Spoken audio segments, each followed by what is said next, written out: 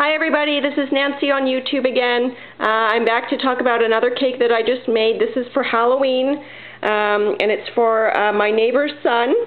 So I actually had a lot of fun making this cake and thinking of what to do for it. I just decided to go with a trick-or-treat theme. The neighbor's son is 11, so I think he can still appreciate the cuteness factor. I didn't want to go scary or gory or anything like that. I wanted to keep it nice and wholesome. So just briefly, you can see there is the mummy. The mummy was really easy to construct. There's a witch. There's Frankenstein and the little ghost behind him.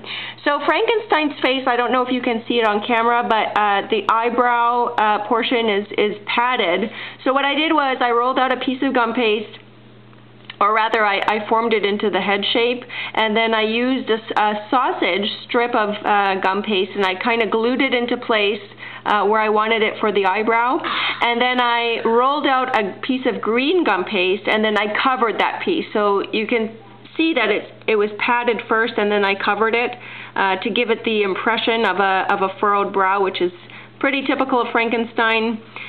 So his head is also kind of a rectangular shape. So I tried to make him a little bit monsterish and tried to keep the features of Frankenstein. So he's got the short pants, the brown pants, and the tattered jacket.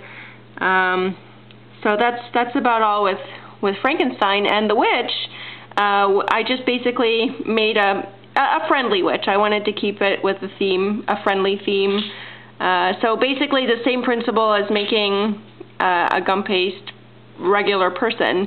I just made her eyes yellow, and the blacks of the eyes are just gum paste, and I gave her purple hair and the robe and the witch's hat. The jack-o'-lantern, actually, the jack-o'-lantern was a save from an earlier disaster today. What happened was I actually had I baked this cake in the Wilton sports ball pan, and then I decided to go ahead and carve grooves into it to give the impression of a pumpkin. And when I first did it, this is actually the second ball cake that I had to make. When I first did it, I cut the grooves way too deep. So by the time I was getting ready to crumb coat the cake, the whole cake actually collapsed.